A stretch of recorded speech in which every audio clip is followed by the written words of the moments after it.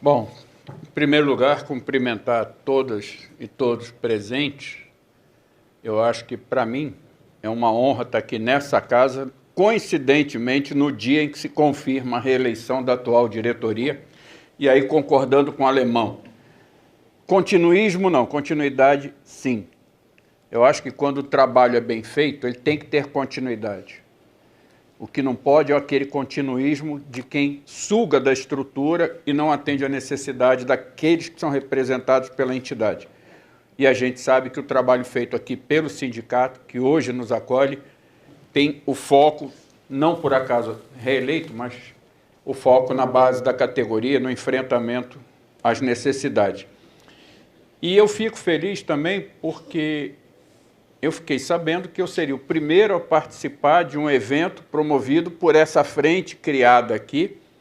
E aí eu concordo com o Chicão, não é uma frente pronta, ela está em construção.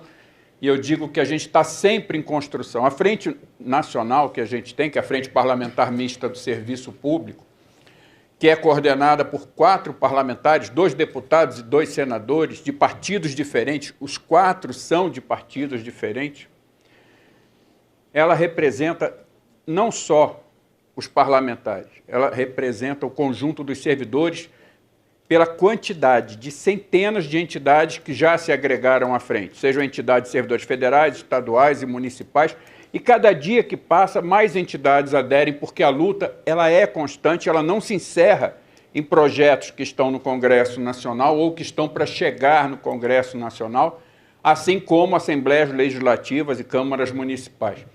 E eu acho que essa mesa aqui, ela representa muito, porque é uma mesa que tem servidor federal, estadual e municipal. E nós temos servidor de poderes diferentes aqui. Nós temos servidor do judiciário, do executivo. Então, eu acho que o simbolismo dessa mesa é grande. A data é importante, o momento é muito importante também. Eu estava lembrando, hoje mais cedo, eu e Chicão estivemos juntos num evento, aliás, a gente comentava isso ontem à noite, em Florianópolis, em 2018. E naquele momento, a ideia era que eu fizesse uma exposição sobre a reforma da Previdência, que estava em discussão. A reforma do Temer estava para ser votada, e aí, o que viria do próximo governo? Aí um companheiro nosso, que era na época o presidente nacional da Anfip, Floriano, me pediu, falou assim: Vladimir, vamos fazer uma coisa? Eu falo de Previdência e você fala da conjuntura política na questão do servidor público. Eu falei, fechado. À noite eu passei remontando toda a minha apresentação, quando foi de manhã eu falei algumas coisas que estavam prontas para serem apresentadas no Brasil. Isso foi novembro ou dezembro de 2018. Tudo que a gente falou lá vai ser mostrado aqui quase 1 ano e meio depois. Bolsonaro não tinha tomado posse, ele estava eleito, mas não tinha tomado posse. E a gente já tinha as informações do que ia acontecer, a gente vai ver isso aqui.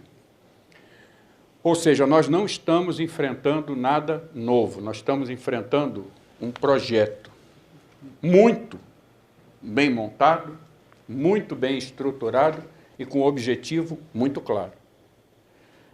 Por exemplo, tem um material distribuído pelo governo no ano passado, que é justamente esse. A capa é aquela tela de lá. Menos máquina, mais social. Governo justo, eficiente e fraterno. Eu até hoje não consegui saber exatamente com quem. Com o povo, não é. Com o servidor, também não é. Justo, nunca foi, porque quem defende um lado só não pode ser justo. Eficiente, não é. E fraterno, a Polícia Militar de São Paulo deixou claro qual é a fraternidade que tem o governo nos 3 níveis com servidor público. E aqui, está pequeno, mas eu vou dizer para vocês o seguinte, está escrito ali: o custo e os resultados da administração pública brasileira, aumentar a capacidade de investimento do Estado e do retorno para a sociedade. Outra coisa, reduzir a complexidade e implementar uma gestão que coloque o serviço público na vanguarda. E a terceira coisa, aproximar o serviço público do cidadão, uma vez que o Estado existe para servir a sociedade. Se eu chegasse de Marte e desse de cara com essa tela, eu ia achar maravilhoso. Mas na hora que alguém me dissesse quem escreveu, eu ia falar, gente, é muita cara de pau. Mentir descarada e deslavadamente. Porque o governo Bolsonaro, logo depois de mostrar aquelas duas telas, onde ele bota para cima, dizer que vai fazer reforma, que é coisa boa, o que ele fala? Que a despesa com o pessoal no Brasil é alta. E não só alta, crescente. Isso está no mesmo documento, está disponível na página do Ministério da Economia. É só pegar. A capa é aquela que eu mostrei, que é essa da esquerda. Procura isso na página do Ministério da Economia. Eu só fiz um apanhado dos tópicos que eles tratam no documento. Uma outra coisa que eles dizem, o alto custo do Estado não garante melhores serviços. Eu diria que não é o alto custo. É a má gestão, é a corrupção e o roubo que fazem com que o Estado não garanta melhores serviços. Outra coisa, a máquina tira espaço para investimentos na sociedade. Desde quando? Qual é o estudante de economia que acredita nisso? Só tem uma pessoa que acredita nisso, é Paulo Guedes. Ali na última linha, a alta relevância das despesas com o pessoal. E a irrelevância, no caso deles, é uma coisa ruim, que chama atenção. É relevante porque se destaca. O que mais que eles falam? Que o número de servidores é crescente, que cada dia tem servidor a mais. Não por acaso, nós temos alguns grupos de comunicação, Folha, Estadão, o Globo, e aí a gente junta todos eles, tem rádio, televisão, jornal, internet, redes sociais, tudo mais. Saiu uma matéria na Folha de São Paulo há poucos dias mostrando um gráfico, nenhuma informação é mentirosa, que de 2003 até 2014 o número de servidores federais aumentou muito. Só que a Folha não fala o que aconteceu para trás. Que o governo Fernando Henrique, em 8 anos, reduziu a quantidade de servidores. E o que aconteceu depois do governo Fernando Henrique foi recuperação da força de trabalho. Mas, enfim, ele diz que o sistema é obsoleto, disfuncional, difícil de administrar, que o sistema é descolado da realidade do país. Eu também acho, só que eu acho que o sistema tinha que ser colado na verdadeira realidade do país, que é um povo carente, onde mais de 60% das pessoas não terminou o ensino médio. Onde 12 milhões de pessoas estão desempregadas. E aí sai uma matéria na imprensa. Cresceu o emprego. Lendo ao contrário, reduziu o desemprego. Reduziu? Depende. Depende por quê? Porque a leitura que eles fazem é o seguinte. Existe um item nessa pesquisa que o IBGE classifica como pessoas que desistiram de procurar emprego. Essas saem da lista do desempregado. Como o número dos que desistiram de procurar emprego cresceu, a lista dos desempregados diminuiu. Então, diminuiu o desemprego. Esse é o retrato do que o governo fala, que está no Estadão, está na Folha, no Globo e em outros jornais. E a remuneração é incompatível com a realidade do país, no serviço público. Será? Naquele mesmo material, o governo mostra esse gráfico, dizendo que a despesa com pessoal no Brasil vai subindo em relação ao PIB. Hoje, ela está aqui. E se continuar do jeito que está, se não for feita a reforma, em 2030 ela vai estar aqui. Essa é a projeção do governo. Aí eles alegam que a União Europeia gasta 9,9%, Estados Unidos 9,5% e o Brasil 13% do PIB. E dizem que quase 1/7 do que o país produz, ou seja, do produto interno bruto, é para gastar com salário de servidor público. Está no documento do governo federal. Por isso que eu chamo de cara de pau. Porque isso aqui são dados oficiais do próprio governo que ele não divulga. São dados do IPEA, um órgão federal ligado ao Ministério da Economia. Pois muito bem, essas barras aqui significam a despesa de pessoal. Aqui eu tenho o Produto Interno Bruto federal. Aqui eu tenho o estadual e nessa mais em cima o municipal. Somando tudo, está aqui, ó, o Produto Interno Bruto das 3 esferas. Pergunta idiota. Cadê esse crescimento que o governo fala? A gente desmente o governo federal com informações do próprio governo federal. São cientistas do Instituto de Pesquisa ligado ao Ministério da Economia que mostram que a despesa anual, cadê os 13%? Eu não cheguei a 12%. Olha aqui. Ao longo dos anos, de 2006 a 2017, são 11 anos. E saiu ontem, por isso não está ainda nesse gráfico, uma informação muito importante. O número de servidores públicos no último ano reduziu muito.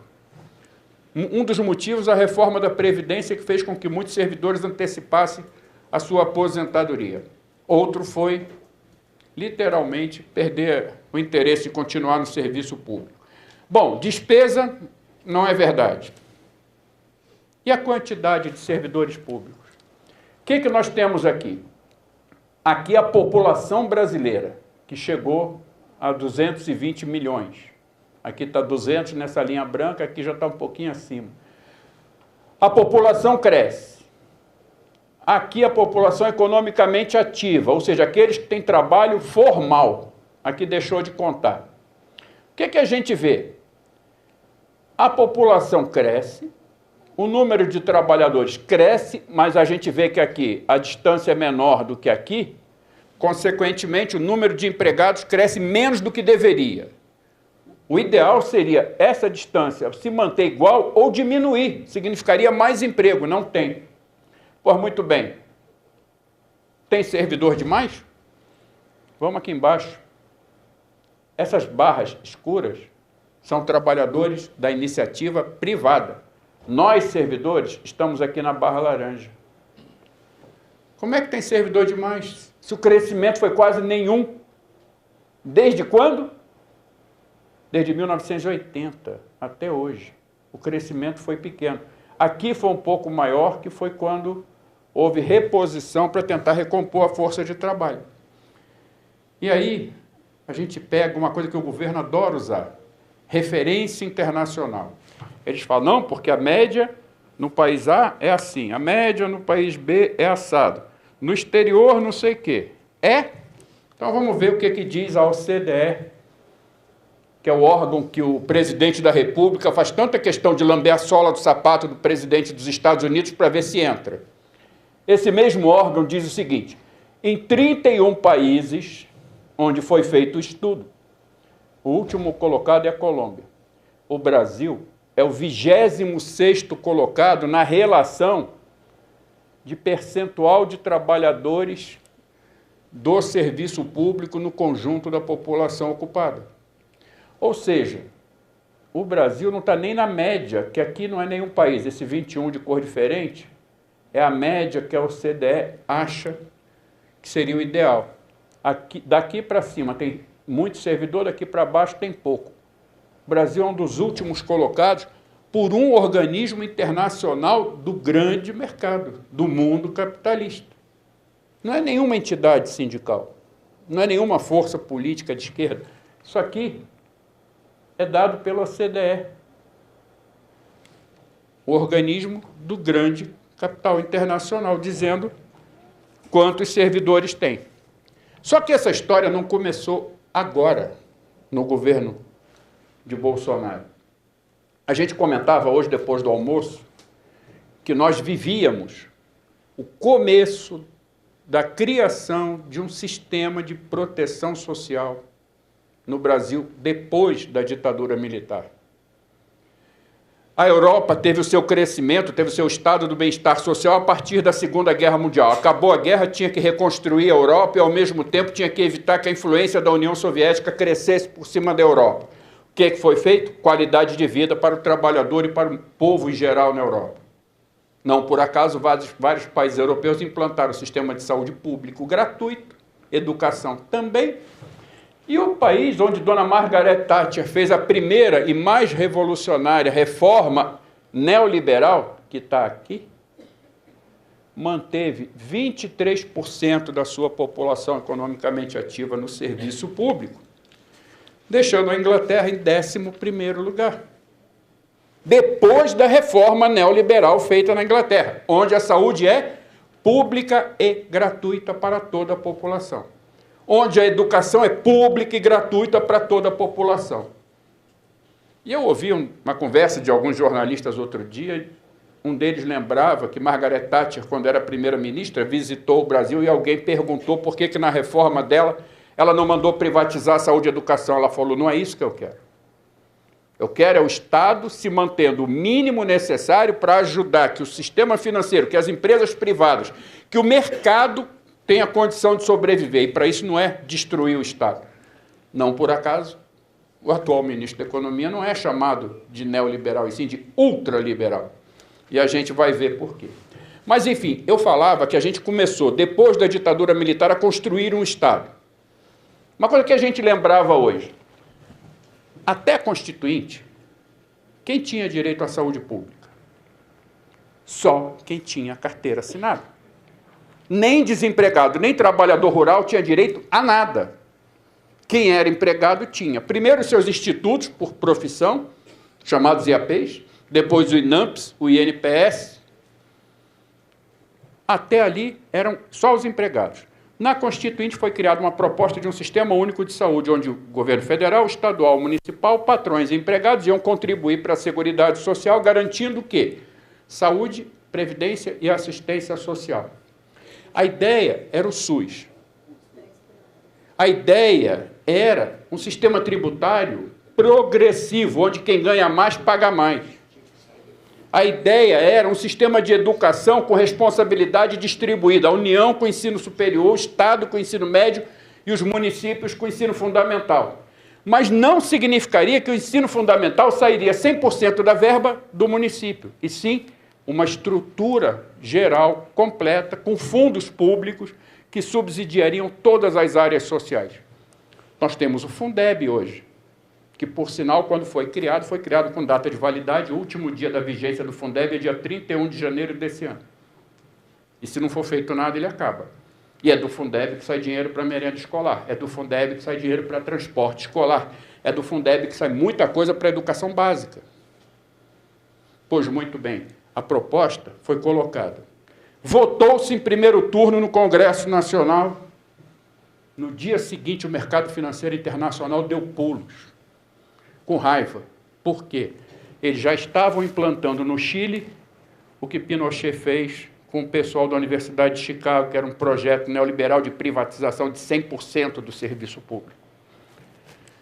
A bomba estourou, agora, 40 anos depois, só que o problema não foi estourado agora. O que estourou foi a informação, porque no Chile, hoje, 100% é privado. Um determinado bairro de uma determinada cidade, a renda é baixa, a empresa privada responsável por água e esgoto não vai até lá. Eu não vou ganhar dinheiro. Energia elétrica? Também não. Bota um poste puxando um cabo de energia elétrica?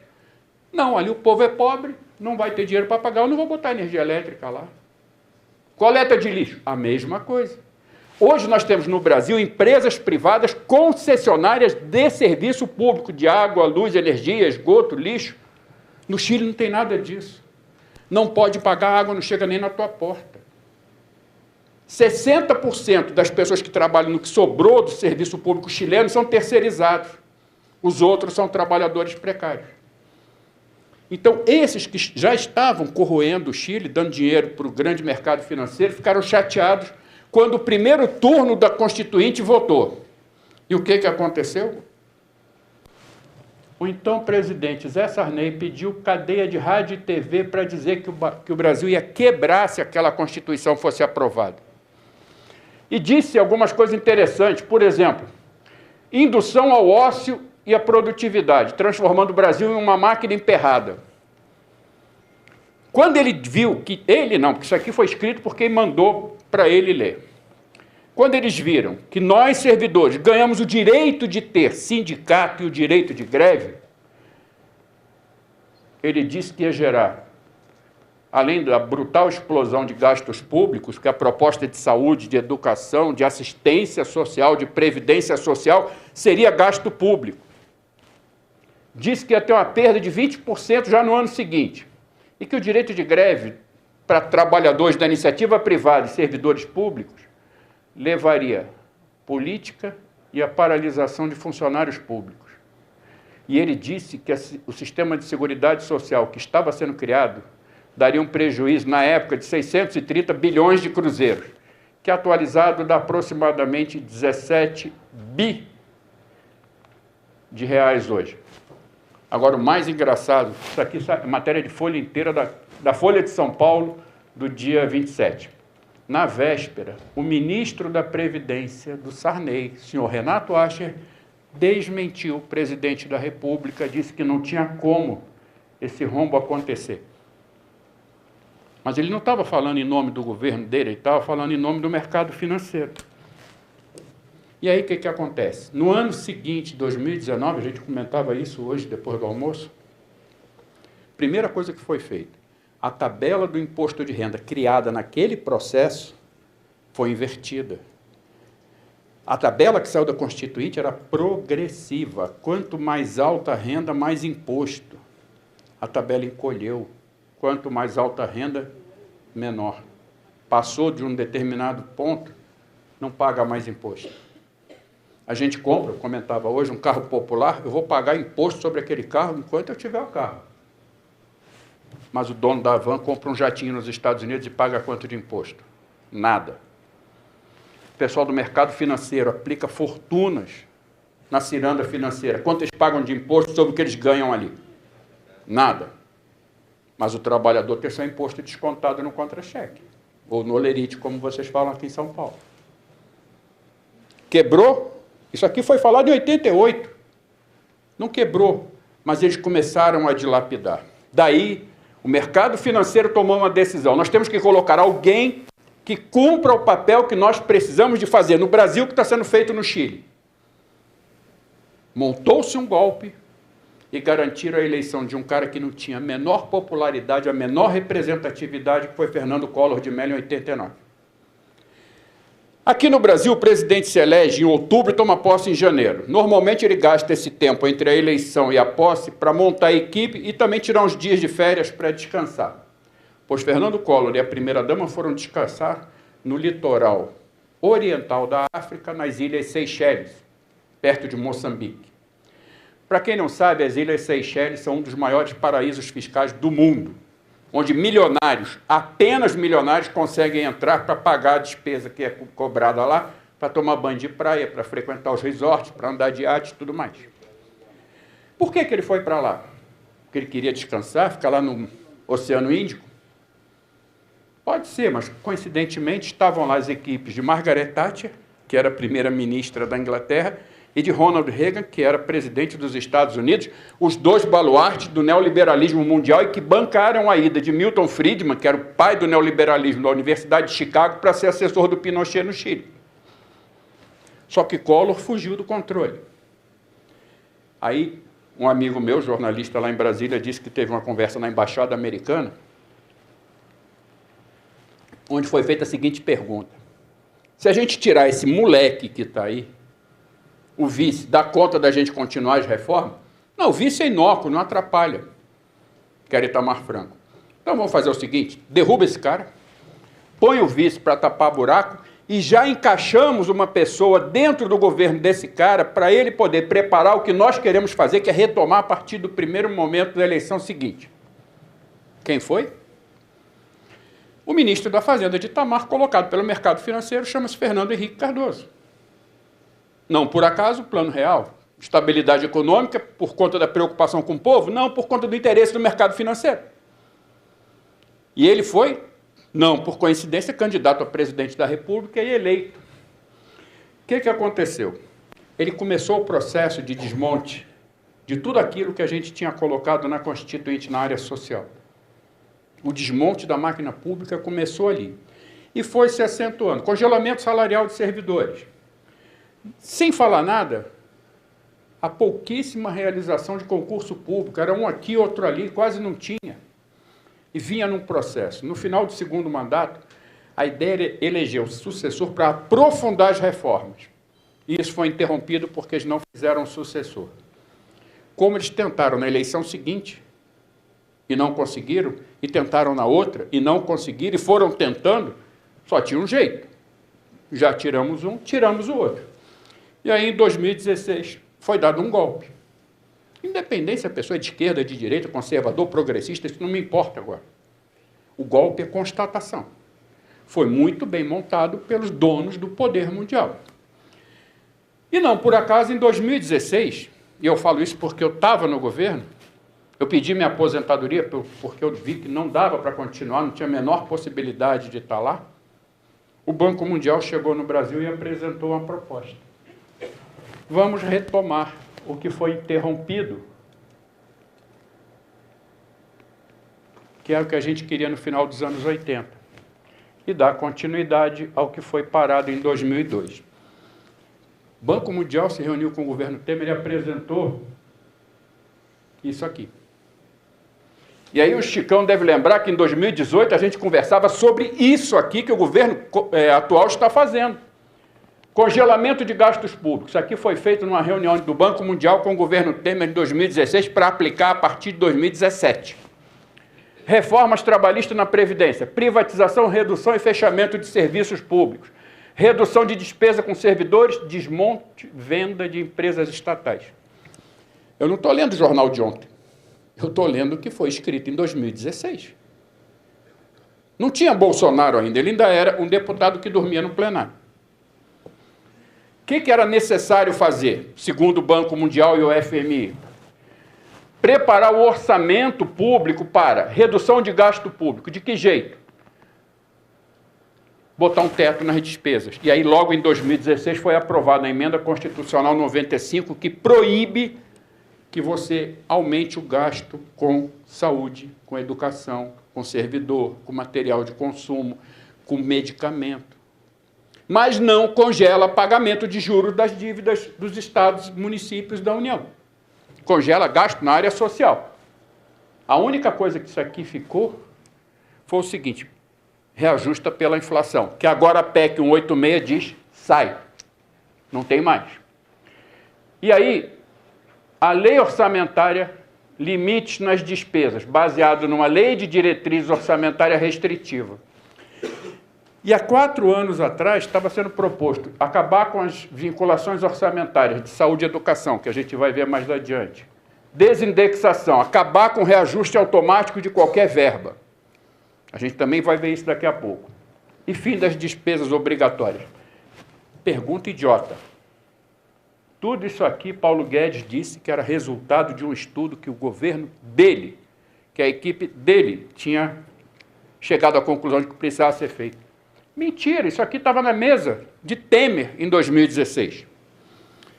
E aí, já naquela época, em 2016, foi apresentado um ensaio da reforma da Previdência, ou seja, bota para a gente ver como é que fica, mas nós já vamos deixar uma pronta para assim que eleger o novo presidente a gente botar uma que aprova.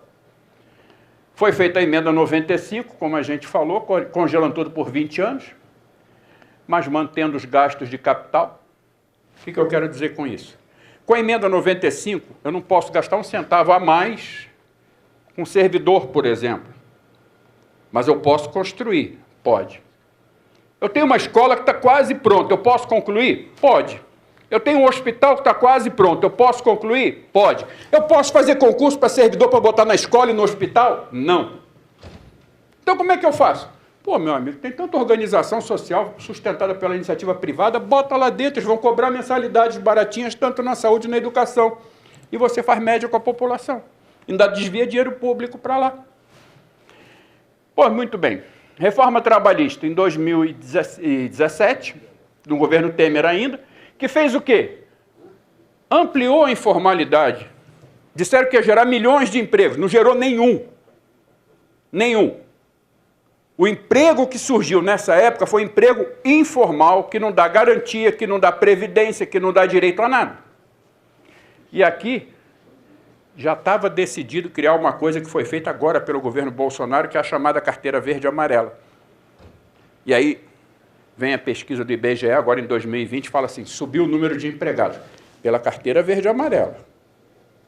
O que a imprensa não diz é que mais da metade das pessoas que foram contratadas pela carteira verde e amarela estão no trabalho intermitente. Significa o quê? Chama quando o dono da empresa precisar. Quantos foram chamados? Menos da metade. O que adiantou? Tem uma carteira, em tese, assinada, mas está em casa parado. Ou está trabalhando de Uber, ou está com iFood nas costas, e esse não é considerado desempregado, porque está com a carteira intermitente assinada, que pode ser chamada a qualquer momento, e está trabalhando de maneira informal, irregular, para aplicativo. Pois muito bem, tarefa do Temer era para fazer pouca coisa, porque ele tinha 1 ano e meio de mandato. Fez o congelamento e a reforma. Entra Bolsonaro. Primeira coisa, e eu comentava isso mais cedo, reforma da Previdência.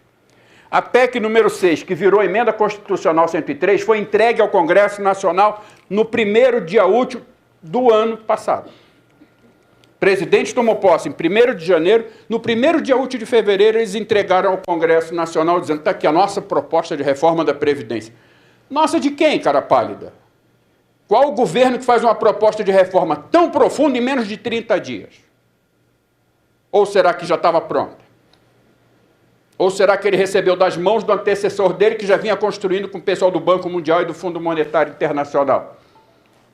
E aí, para completar a reforma trabalhista, a medida provisória 905, que está em discussão esta semana no Congresso. E aqui ele aproveita, todo mundo discutiu a carteira verde e amarela. 1940 emendas essa medida provisória teve. Agora, muita gente discute a relação de trabalho aqui, mas não discute que dentro dela já veio mais um passinho pequeno da reforma administrativa. A gente lê a medida provisória, não vê nada que fale de reforma administrativa, mas lá no final diz assim, revogam-se da lei tal, artigo tal, da lei tal, artigo tal, da lei tal, artigo tal, e de uma determinada lei no artigo tal, revoga o serviço social do INSS. Acabou. Não tem mais. E faz o que com assistente social do INSS? Distribui para outros setores. Não tem mais atendimento do serviço social do INSS. Com um detalhe, o público atendido por esse serviço social é de pessoas idosas, carentes, boa parte analfabetas ou semi-analfabetas, que precisam de um suporte para serem atendidos. Coisa que sem o serviço social não dá certo. E aí começou. PEC 186, 187 e 188. Função das três: redução drástica de direitos sociais, aumento de direitos fiscais para o sistema financeiro. E eu botei aqui, apresentada de forma irregular no Senado, pelo seguinte: toda proposta do governo, não importa se é emenda constitucional, projeto de lei, medida provisória, tem que ser entregue na Câmara dos Deputados. Isso está escrito na Constituição.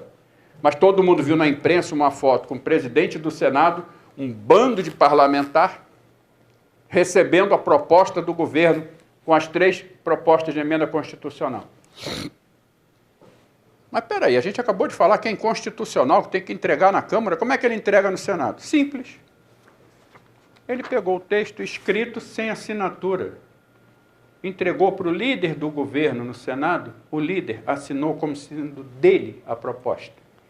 Oficialmente, essas 3 PECs não são do governo, são do senador Aloysio, líder do governo no Senado. É uma burla? É. É uma irregularidade? É. E num debate que eu participei no Senado, eu questionei o consultor jurídico do Ministério da Economia sobre isso, ele falou, qual o problema? Vocês vão entrar no Supremo? Entra, derruba. Eu pego outro senador, ele assina e eu ponho de volta no mesmo lugar, e vocês vão ficar derrubando e a gente vai ficar pondo no lugar. Então, deixa quieto que vai passar assim. Por quê? Porque no Senado é mais fácil. Qual é a composição do Senado? 50% do Senado é empresário. 30% do Senado é profissional liberal. Onde tem profissional liberal do Senado, entenda-se, boa parte, assessores e consultores do mercado financeiro, advogados de grandes grupos empresariais. E o que sobra para as outras profissões todas? 20%. Ali tem um metalúrgico, uma médica, um gráfico. Não chega a 20 no meio de 81 senadores. Mas, enfim, a reforma administrativa está sendo encaminhada aos pedaços em projetos de lei e medida provisória. A gente vai ver daqui a pouco o que tem na tal proposta de emenda à Constituição que deve vir. A reforma sindical. E aqui tem uma proposta de emenda constitucional que foi construída a partir de algumas centrais sindicais e um deputado. E o governo está usando essa proposta de emenda constitucional para ali enxertar os seus interesses e fazer a reforma sindical que eles querem. Aí qualquer coisa, se alguém for reclamar, de falar, não tenho nada com isso, não fui eu que apresentei o projeto, foi o deputado. Mas, enfim. O que é a PEC 186? Que é a primeira daquelas três. Primeira coisa que ela faz, congela gastos com despesas primárias, impedindo principalmente estados e municípios de investir na área social. Simples. Congela mesmo, não pode gastar. Aquilo que a emenda 95 dizia, congela por 20 anos e corrige apenas com a inflação do ano anterior, morreu. Congela permanentemente e não tem reposição de inflação de medida nenhuma. Pelo IPCA, pelo IGPM, pelo índice A, pelo índice B, não. É bem claro, não tem correção nenhuma, é congelamento. Mas vem cá, a população aumentou, eu preciso aumentar a despesa com saúde. Não pode. Eu preciso aumentar a despesa com educação. Não pode. Não, mas eu não vou contratar nenhum professor, precisa de mais material. Não pode. Mas vem cá. Isso aqui, ó. Permanente? Beleza. A emenda também propõe redução da folha de pagamento. É uma. Na verdade, são 3 propostas de emenda constitucional propondo reduzir salário de servidor público. Aquela história que está na Constituição. Salário é uma coisa irredutível, continua, não vai tirar. Qual é a saída? Eu reduzo a jornada de trabalho e reduzo o salário proporcionalmente. Se eu reduzir 10% da jornada, eu posso reduzir 10% do salário. Se eu reduzir 25% da jornada, eu posso reduzir 25% do salário. E direitos e benefícios do funcionalismo também congelados. A gente vai ver já já. Agora, aqui, o importante, está congelada a despesa primária. Só que tem um detalhe. Despesa primária está aqui, ó. O que está congelado? Despesa com pessoal e encargos sociais. O que mais? Despesa de custeio, material de consumo, serviços de terceiro, pessoa física e jurídica, sentenças judiciais, subvenções sociais, tudo isso aqui está congelado. Isso aqui está congelado? Não. Está liberado. Pagamento de juro, pagamento de dívida externa, está liberadíssimo. E aí, gente? Vamos para outra. A PEC 187, que deve ser aprovada nos próximos dias no Senado, indo para a Câmara dos Deputados. Essa nos chama muito a atenção, é conhecida como a PEC dos fundos, porque não mexe com o servidor, não mexe com a estrutura pública, não mexe com isso, mas, na verdade, mexe com tudo. Porque esta PEC, ela pega 281 fundos públicos, federais, estaduais e municipais, extingue. Aí alguém fala, não, mas não extingue, porque se o legislativo correspondente carimbar, aquele fundo continua existindo. Então tá bom, vamos lá. Tem um fundo aqui no município que a emenda constitucional extingue. Aí a Câmara Municipal se reúne e aprova que esse fundo não vai ser extinto. Então ele continua. Só que tem um detalhe. O dinheirinho dele sai de qualquer jeito. Dos 281 fundos, o governo está tirando 220 bilhões de reais e sem deixar cair uma moedinha furada, entregando tudo para banqueiro do dinheiro público. Tudo.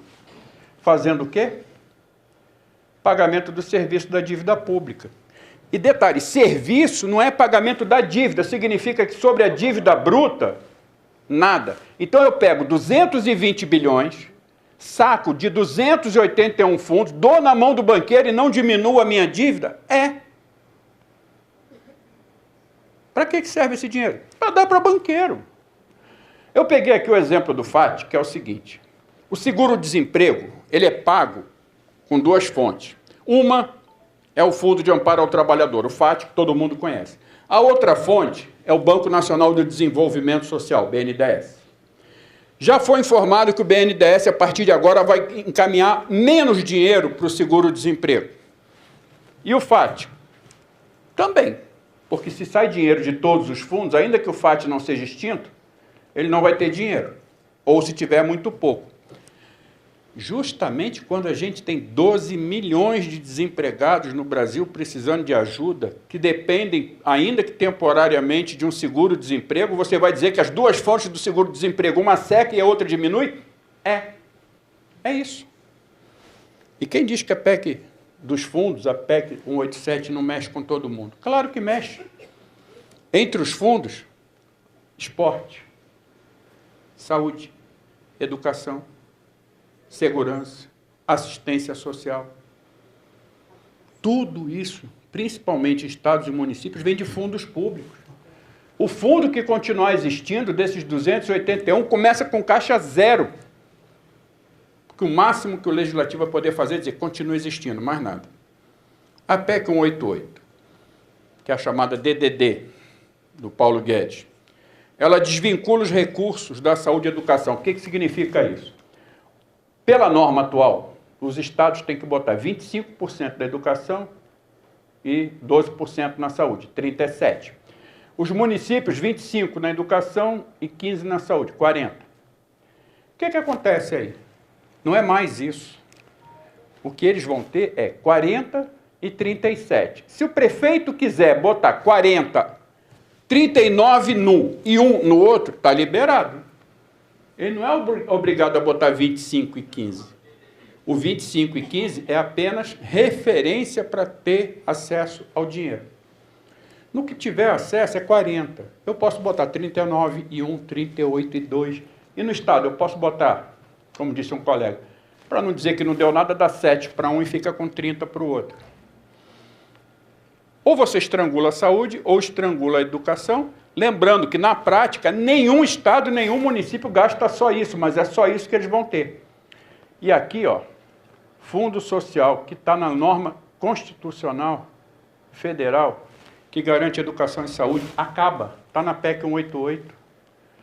Recursos do PIB. Isso aqui é o seguinte, que foi criado na emenda 29 de 2000, é que cada vez que o produto interno bruto brasileiro crescesse, a verba da saúde cresceria junto.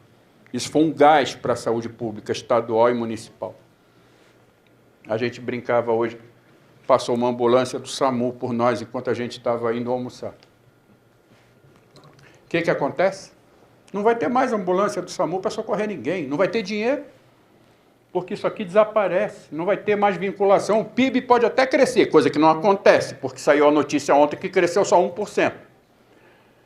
Mas se crescer, vai alguma coisa para a saúde? Não, vai nada. E aqui está liberado usar recurso público em escola privada. Por exemplo, bolsas. Ao invés do governo investir em educação pública, ele dá dinheiro para a escola particular, dá bolsa para um aluno. Sem entrar no detalhe do que essas bolsas significam. E aquilo que eu falei, expande o congelamento previsto na emenda 95. Ainda na mesma PEC, redução da jornada de trabalho. Estava na 186, está na 188. E aprova, na verdade, a redução de salário, como eu falei. E aí tem um detalhe interessante que muita gente não se toca. Servidor que está na ativa. Como é que é a nova regra de aposentadoria aprovada na emenda da reforma da Previdência? Média de 100% do seu tempo de trabalho, tanto na iniciativa privada quanto no setor público, para os novos, que não têm estatuto. Aí vamos lá, um servidor ganha 10 mil a vida inteira porque está congelado. Se eu ganho 10 mil a vida inteira, lá no final vai ser a conta mais fácil. Somo tudo, divido pelo número de meses, quanto dá? Dá 10. Mas se eu aplicar essa redução aí, lembrando que a contribuição previdenciária não é em cima do salário que está na tabela salarial, é em cima do que a pessoa recebe. Eu recebo 10, 10, 10, média 10. Eu recebo 10, 10, 7,5, a média já não é mais 10. Significa redução do valor da aposentadoria dos servidores no futuro, que não é muito distante. Entre outras coisas. Plano plurianual que os governos fazem, prevendo o que vai ser feito nos próximos anos, não tem mais. Mas, no entanto, despesas financeiras estão protegidas pela PEC. Proposta para 2020. O que eles querem fazer? Aprovar as 3 PECs, encaminhar a reforma administrativa e aproveitar proposições que já estão em tramitação. Por que eu botei a 438? É a chamada PEC do equilíbrio fiscal. Ela é de autoria de um deputado do DEM do Rio de Janeiro, Pedro Paulo. Ela diz o seguinte: a história da regra do ouro. A despesa não pode ser maior que a despesa não pode ser maior que a receita, consequentemente, você não pode pegar dinheiro emprestado para cobrir despesas correntes. Se chegar no limite, o que o Estado faz? O que o município faz? Terceira proposta de emenda constitucional falando a mesma coisa. Reduz a jornada e salário de servidor público ativo. E ele vai mais fundo. Se isso não resolver a crise, demite. Demite quem? Cargos de confiança. Se isso não resolver o problema, os servidores não estáveis, tipo quem está em estágio probatório. Se isso não resolver, autorizada a demissão de servidor estável. Como? Insuficiência de desempenho. Enquanto isso, o governo vai soltando mais medidas provisórias, decretos e tudo mais. E aqui, eu vou passar as telas rápido, só para a gente ver. Por exemplo, nas 2 propostas de emenda constitucional, suspensão da concessão de vantagens, aumentos e reajustes, qualquer adequação na remuneração. A PEC 186, como é emergencial, congela por 2 anos. E a 188, sempre que tiver problema na lei de responsabilidade fiscal e na regra do ouro. Ou seja, por prazo indeterminado. A mesma coisa, alteração de carreira que possa gerar aumento de despesa. 2 anos numa PEC, tempo indeterminado na outra. Concurso público, exceto vacância previstas. Que vacância que está prevista? Reposição de chefia e direção. Sai um chefe, nomeia outro. Isso aumenta a despesa? Não. Mas contratar um servidor novo aumenta. Ganhando quanto? A fortuna de 2 salários mínimos? Não dá, né? Mas, enfim. Criação, majoração de auxílios, vantagens, bônus, abonos e verbas de representação. Qualquer coisa que a pessoa receba além da sua remuneração, se receber, será congelado. Aumento de benefícios. Quem faz trabalho externo, que recebe diária, auxílio alimentação e transporte, pode se preparar. Por tempo indeterminado, não vai sofrer reajuste de 1 centavo. Redução da jornada de trabalho. Mais uma PEC. Aliás, as 2. E aqui, ó, está vedado. E aqui é uma coisa interessante. Por exemplo, nós estamos brigando na justiça para receber o pagamento retroativo de uma despesa que a gente tinha direito. A PEC 186 diz o seguinte: não pago. Mas foi aprovado pela Câmara Municipal ou pela Assembleia Legislativa. Está no orçamento? Não. Então não pago. Aí eu pergunto, como é que vai ter no orçamento uma coisa que eu estou aprovando agora? Quando colocar no orçamento a gente paga. Mas é decisão judicial, o juiz mandou pagar. Está no orçamento? Não. Então também não paga. É isso que está na proposta, é botar na Constituição calote para o servidor. A mesma coisa, vantagens, auxílios e bônus.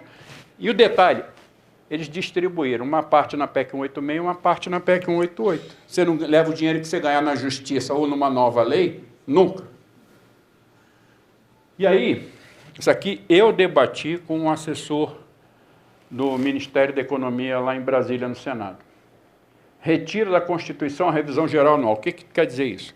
No texto da Constituição diz que está garantido. Só que a própria Constituição diz que se o Executivo, por exemplo, provar que no orçamento o dinheiro que tem não é suficiente, ele pode não dar reajuste. Mas se a entidade sindical, tipo aqui, ó, auditor fiscal que sabe fazer conta, mostrar, meu amigo, o orçamento tem dinheiro, ele pode buscar a revisão geral. Então, para não correr risco do servidor ter direito de buscar, eles mandaram retirar do texto constitucional. E a PEC 438, daquele deputado que eu falei, ela impede empréstimo para despesa de pessoal, podendo reduzir a folha até 25, e o que eu falei, autoriza demissão. O que mais que tem lá? Eu falei que pode demitir servidor estável por insuficiência de desempenho. Tem 3 projetos andando no Senado e na Câmara, os 3 dizendo a mesma coisa. Aplica uma avaliação de desempenho, se o servidor não passar, rua. E aí, o relatório do Banco Mundial, apresentado no ano passado. Aqui eu vou passar rapidinho, porque algumas coisas a gente já tocou no assunto. Eles dizem que servidor federal ganha o dobro do que ganha iniciativa privada e dizem que servidor estadual ganha um pouco menos que o servidor federal, mas também ganha muito mais do que a iniciativa privada. Eles dizem que o salário inicial do servidor é alto. A distância entre o piso e o teto é pequena, que eles chamam de taxa de compressão, a gente chama de amplitude, que o servidor chega rápido demais do piso ao teto da tabela. E dizem uma coisa que eles acham um absurdo no Banco Mundial: pagamento por desempenho, quase todos os servidores recebem. Que isso? Na área federal tem uma coisa chamada desempenho institucional e individual. Se a instituição atinge meta, todo mundo ganha. O individual é que é separado. Eles acham que não tem que ter institucional, é só individual. E outra coisa, servidor leva para a aposentadoria aquela gratificação de desempenho, ainda que seja uma média daquilo, eles também são contra. Servidor, em via de se aposentar, incentivar a botar todo mundo para fora. O pessoal é antigo, tira o abono permanência, manda essa turma para casa. E recompõe? Não recompõe. Quando precisar, contrata de outra forma. E dando salário variável, que é o seguinte: uma parte pequena, fixa, e uma parte grande, variável, que é prêmio. Aí, eles apresentam uma proposta que a gente foi ver, está em debate há quase 2 anos na França e não sai do lugar, porque lá o movimento sindical de servidores travou o projeto no Legislativo, não anda. Vocês viram o movimento de servidores contra a reforma da Previdência na França. Servidores não, todo mundo. E os servidores contra esse projeto de reforma administrativa na França também, que diz exatamente o que está ali, é o que está na proposta do governo brasileiro. E aí, o que diz o Banco Mundial? Tem que reduzir o piso, que é a remuneração de entrada. Aumentar o tempo, no mínimo 30 anos para ir do piso ao teto. Taxa de reposição, não substituir aposentados. E tem 117 carreiras na área federal, tem que virar 20 ou 30. Privatizar, terceirizar, que eu falei, não substitui aposentados, e a transformação digital de serviço. Eu fiz questão de pegar isso aqui, que é tela também daquele material do governo. Eles mostram como exemplo de sucesso o INSS, aqui. Em abril do ano passado, 34 mil eram por internet, 440 mil eram presencial. No final do ano, 700 mil praticamente internet e 80 mil presencial. O que era 7% virou 90%, o que era 93% virou 10%. Melhoria, modernidade, vocês viram a fila que deu. Simplesmente eles expulsam o segurado da agência do INSS. E tem coragem de botar no material isso aqui como uma vitória? 450 serviços federais e meio digital? E agora tem que contratar servidor aposentado? Porque não dá conta? Porque o meio digital não atende?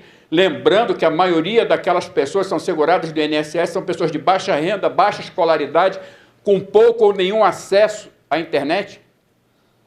Em algumas unidades do INSS, a gente está voltando a ver as combis, ou outras peruas, mas geralmente é Kombi, com despachante, com notebookzinho. Eu faço para o senhor, eu preencho para o senhor, só pago um dinheirinho. Sem comentário, né?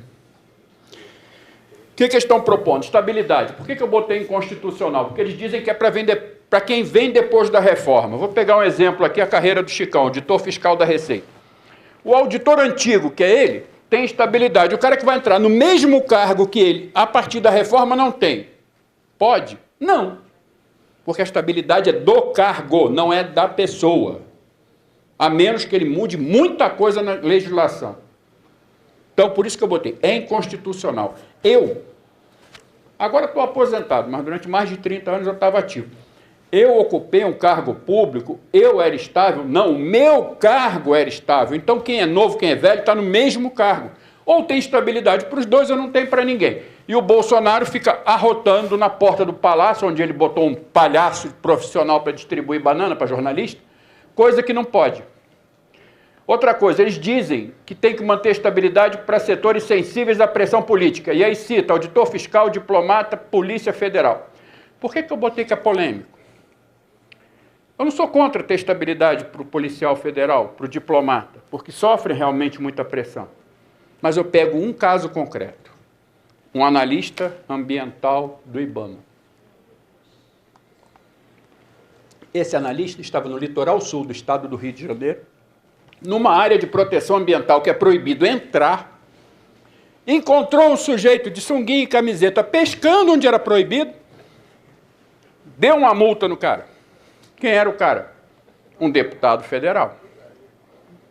Só que esse deputado federal se elegeu presidente da República e mandou demitir o servidor do IBAMA, que não perdeu o emprego porque tem estabilidade, porque estava cumprindo a lei, cumprindo as atribuições do seu cargo, que não são definidas pela chefia, sim por uma lei que criou o cargo. É para essa pessoa que eu quero estabilidade, é para o servidor do hospital que não aceita que o empresário, que o político fure a marcação de uma consulta, de uma cirurgia. A estabilidade tem que ser para aquele profissional de educação que cumpre a lei, dando aula como deve, e no caso de cargos de direção escolar, não permite a burla na matrícula de uma escola e garante seu emprego porque tem estabilidade. E ele diz que é diplomata que tem que ter estabilidade. Eu quero diplomata na estabilidade, sim, mas eu quero também na estabilidade quem está lá na ponta sofrendo a pressão de empresário, de político, de pessoas do próprio governo. E aí? É isso que está na reforma administrativa. Tá, caminhar para o fim aqui. Possibilidade de vínculos temporários. Aqui eu faço um parêntese. Foi editada ontem, antes de ontem, a medida provisória 922, anunciada como medida provisória que autoriza contratar servidor aposentado para ajudar a acabar com a fila do INSS. Isso saiu na imprensa. Vai ler o texto. Qualquer órgão público que se colocar em situação de emergência está autorizado a contratar servidor aposentado para suprir a necessidade temporária. Então não é mais o INSS, é todo mundo. Vai encher de temporário? Não sei. Agora, um detalhe, que a gente conversava mais cedo. Se eu sou aposentado, vamos chutar, 10 mil reais de aposentadoria e arrumo um emprego na iniciativa privada para ganhar 10 mil. Com quanto eu fico? Com 20, certo? Tenho minha aposentadoria e arrumo um outro salário. Pois o governo Bolsonaro está chamando o aposentado pela medida provisória 922, dizendo o seguinte, você já recebe aposentadoria, então fome você não está passando, eu vou te pagar 30%. É o que está na medida provisória. E uma coisa que a imprensa não fala é que a mesma medida provisória ampliou a área onde pode haver contratação temporária. A legislação diz, pode ter temporário nas seguintes situações, tais, tais, tais e tais. Ampliou, agora é praticamente tudo. Parte da reforma administrativa? Com certeza. Bom, vamos lá. Ingresso. Não só por concurso público, mas quando tiver concurso público, estágio probatório de até 10 anos. E o estágio probatório em forma de pirâmide. Entram 100 e conforme os 10 anos vão passando, vai diminuindo. 90, 85, 70, 60, 50. Quantos vão ser efetivados no final de 10 anos? Talvez 1 ou 2. E o resto? Foi bom tê-los aqui. Nos vemos numa próxima vez. Tem estabilidade? Não, estava em estágio probatório. E o salário? Congelado durante todo o estágio probatório. E a avaliação? Mérito individual. Posições mais altas, cargo de direção, não precisa de concurso interno, nada disso, não. Pode contratar alguém direto lá para cima. CLT, pegar 2 exemplos. Área de recursos humanos.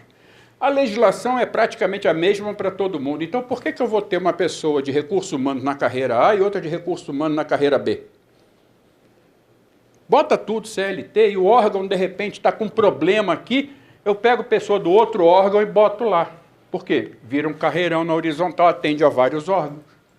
E tudo CLT, sem estabilidade, sem nada. Enfim, já que eu já falei, aqui, o regulamento que eles dizem que permite demissão está na Constituição, no artigo 41, que é isso aqui. Isso aqui vai ficar, não precisa tentar copiar nem fotografar. Só depende da lei. Como eu mostrei, tem 3 projetos para isso. Mobilidade é o que eu falei, você pode deslocar um servidor do lado para o outro, as carreiras também. Congelamento independente de onde estejam as pessoas. Aprovou a reforma administrativa, 3 anos de congelamento salarial. Mas, espera aí, eu ainda tenho a minha progressão na tabela. A tabela está congelada, mas eu posso progredir. Meu amigo, leia a PEC 186, 187, 188. Não tem progressão. Além de não ter progressão, tem congelamento. Ou seja, se você não levar um tiro do canhão que está do seu lado esquerdo, você leva o tiro do canhão que está do lado direito, mas tiro você vai levar. Não tem uma PEC. A reforma é muito maior do que isso. Redução de benefícios, que já está nas 3 PECs. Greve no serviço público. A ideia é acabar com o direito de greve no serviço público. A Lei 7783, para quem não lembra, teve um incidente gravíssimo na Siderúrgica Nacional, em Volta Redonda, no estado do Rio. Morreu o operário. Tem até um monumento feito lá para os mártires. Dali saiu uma proposta draconiana feita pelo Sarney. E eles estão dizendo que aquilo ali é leve. Então, a ideia é de mudar a lei de greve, criando uma para o serviço público muito mais pesada. Código de conduta já existe, eles dizem que é leve. Licenças e gratificações, acabar com isso. Redução de jornadas, já falamos. E aqui aproveitamento, que eu já falei também. Projetos que estão no Congresso, o governo encaminha emendas e tudo mais. E aqui, no último item, condicionar adesão de estados e municípios. Os municípios têm até o dia 15 desse mês para se adequar à reforma da Previdência. Senão, não recebem mais repasse da União. Faca no pescoço do prefeito. Mas eu não quero, porque eu negociei com o sindicato e retirei a proposta. Sem problema, diz o governo federal para o municipal. Só te digo o seguinte, dia 15 é domingo. Se dia 16 não amanhecer uma reforma, a União não repassa mais nem um centavo para o município. E está proibido de receber do Estado também. Não por acaso está uma correria, não por acaso a Lesp fez o que fez. Porque a Lesp tem um detalhe, o governo do Estado de São Paulo apoia tudo que o governo federal está fazendo, por mais que o Dória diga que não é mais aliado do Bolsonaro. Isso aqui eu já falei que é do Congresso. Eu só queria terminar com uma coisa que o Eduardo Moreira falou lá em Brasília, numa entrevista que foi feita. As 200 pessoas mais ricas do Brasil ganharam no ano passado, porque ele falou isso no final de 2019, 230 bilhões de reais. Os servidores, que são 12 milhões de pessoas, que representam quase 60 mil vezes mais pessoas do que os ricos, ganharam 3 vezes mais só. Quer dizer, eu represento 60 mil vezes mais, mas eu não ganho 60 mil vezes mais, eu ganho 3 vezes mais.